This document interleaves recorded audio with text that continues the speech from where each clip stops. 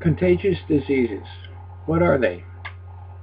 A lot of people believe that certain diseases are contagious, such as the common cold, or some sort of flu, bronchitis, influenza. We're told this by, of course, the medical profession, the media, the medical schools. And then with this disease going around, it's called Ebola, a very deadly disease that you can catch it, you could die right away. So, is this really how disease spread from one person to another?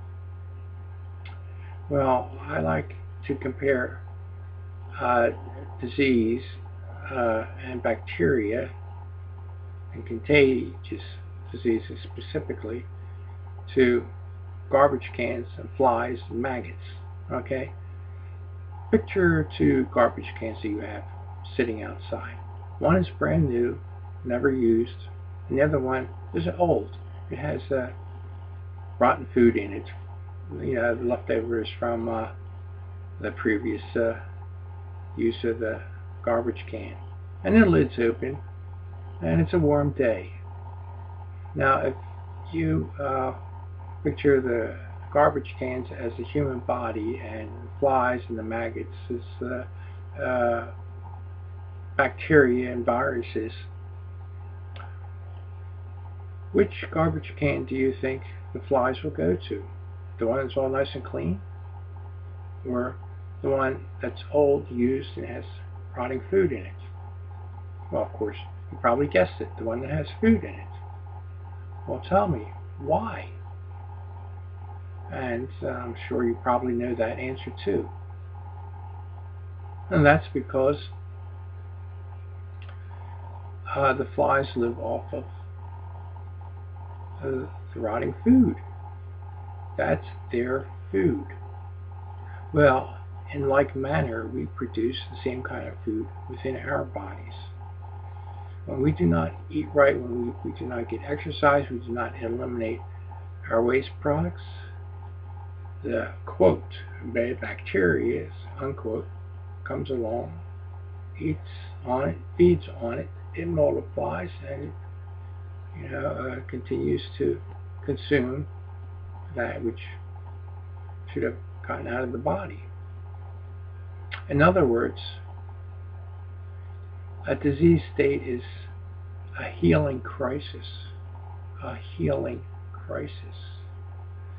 If we did not have this bacteria that cleaned up the mucus that's throughout our bodies, why, we would have died a long time ago. So you cannot catch someone else's garbage, so to speak.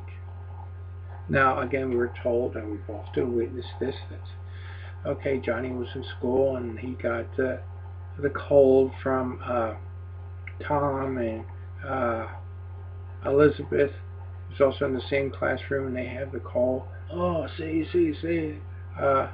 cold is contagious. Well, no. How that comes about is this. Basically,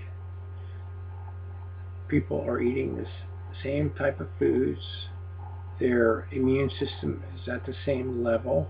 They get about the same amount of exercise, or no exercise at all. No sunshine, fresh air. So it's only to be expected that out of a classroom of 30, that at any one time, more than one person is going to come down with the cold. And the same you could say with other diseases. Now, if something was truly contagious, well, if 3 people had a cold in a class, how come it didn't develop into 5 people the next day, 10 people the day after, until the whole class is come down with the cold? Well, such is not the case. And we know it's not. Why doesn't the whole family that each of these children comes from have the cold? Well, they should, because they don't quarantine their own child. They still talk to them, they put them to bed, they bathe them, they make their rooms. They're in the same room with the child, but the rest of the family doesn't get a cold. Now, oh yes, so sometimes maybe a member of the family gets a cold. Maybe this started in the family rather than in the classroom.